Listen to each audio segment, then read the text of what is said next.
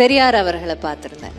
நீ பெரியார் கேட்டதுனால நான் சொல்றேன், நன்றி சொல்லி கேள்விலாம் கேட்டீங்க, நன்றின்னு சொல்லியிருக்கேன். இல்லைன்னா இப்படி எப்படி இவ்வளவு பேர் வந்திருப்போம் படிச்சு. கண்டிப்பா அவர் இல்ல பெரியார் இல்லைன்னா பெண்கள் இவ்வளவு தூரம் இதெல்லாம் கனவுல கூட நம்மளால நினைச்சு பார்த்திருக்கவே முடியாது. இன்னைக்கு நாம இவ்வளோ ஒரு தன்னிச்சையா யோசிக்க கூடிய ஒரு சமூகமா நம்ம மாறி இருக்கோம்னா அதுக்கு அவங்க தான் காரணம். யார் என்ன சொன்னாலும் உன்னோட அறிவுக்கு அது கரெக்ட்னு பட்டா மட்டுமே அது செய்யணும் சொன்னாரு பெரியார். நான் அடிக்கடி வந்து அதை யோசிச்சு பார்த்துப்பேன் என்னோட லைஃப்ல. உனக்கு சரியா படுதா, அது இவ்வளோ பெரிய ஆள நானே சொல்லியிருந்தா கூட அது உனக்கு சரின்னு பட்டா மட்டும் செய் அப்படின்னு சொல்லியிருந்தார். இன்னைக்கு ஒரு பெரிய விஷனரி அப்படின்னு நான் பார்க்கறது அறிஞர் அண்ணா. அதே மாதிரி எக்கானமியா அவ்வளோ சிம்பிளா சாமானிய மக்கள்கிட்ட எக்கனாமிக்ஸ் பத்தி புரியும்படி பேசின பெரிய தலைவர். இது சொல்லும்போது ஒரு கதை எனக்கு ஞாபகம் வருது. ஐ டோன்ட் நோ இது எவ்வளவு பேருக்கு யூஸ், பட் இருந்தாலும் நான் சொல்லிடுறேன். நேரு அவர்கள் சென்னைக்கு வர ஒரு டைம் இருந்ததாம்.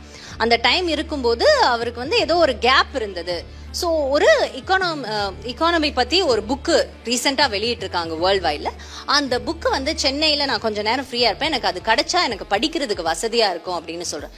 நேரு அவர்கள் சொன்ன பின்ன என்ன பண்ணுவாங்க, ஊரே உட்காந்து தேடும் தானே, எல்லாரும் சென்னையில உட்காந்து எல்லா இடத்துலயும் போய் தேடிக்கிட்டு இருக்காங்களா, எங்க மேல கடைசியில கண்டுபிடிக்கிறாங்க சென்னையில ஒரு லைப்ரரியில இருக்கு. If I am not wrong, I think இது கொனிமேரா லைப்ரரி, பட் எனக்கு ரொம்ப ஞாபகம் இல்லை. அந்த லைப்ரரியில இருக்குன்னு சொல்றாங்க. ஒரு புக் அங்க இருக்கு, ஒரே ஒரு பதிப்பு அங்க இருக்கு, ஏன்னா இப்பதான் வந்திருக்கு, ஃப்ரெஷ் இங்கிலீஷ் புக் அது. ஆஹா, இப்ப இதை நம்ம படிச்சாகணுமே சரின்னு சொல்லிட்டு அவரோட ஆளுங்க எல்லாம் போறாங்களா. அவங்க அந்த அவரோட வேலை செய்யற அவங்க அந்த படைக்கு என்ன பேருன்னு எனக்கு தெரியல. அவங்க போறாங்க, போய் பார்க்கும்போது ஒரு புக் இருந்தது. ஆனா அந்த புக்கை நேத்து ஒருத்தர் வாங்கிட்டு போயிட்டாரு படிக்கிறதுக்குன்னு. என்னையா சொல்ற, நேரு கேக்குறாரியா, நம்மளோட பிரைம் மினிஸ்டருக்கு யாரையா அதை எடுத்து பாரியா அப்படின்னு அந்த இல்ல வாமா சி அண்ணாதுரை அவர்கள் எடுத்துட்டு போயிருந்தாங்க அப்படின்னு. ஸோ அப்படி படிச்சு அவங்களோட அறிவை நமக்காக விட்டு கொடுத்துட்டு போயிருக்காங்க. ஸோ நாமளும் படிக்கணும். கிடைச்சிருந்தா அவ்வளோ கேட்டிருப்பேன், அவ்வளோ இருந்துச்சு. ஏன்னா அந்த காலகட்டத்துடைய கொஸ்டின்ஸ் தான் எல்லாமே.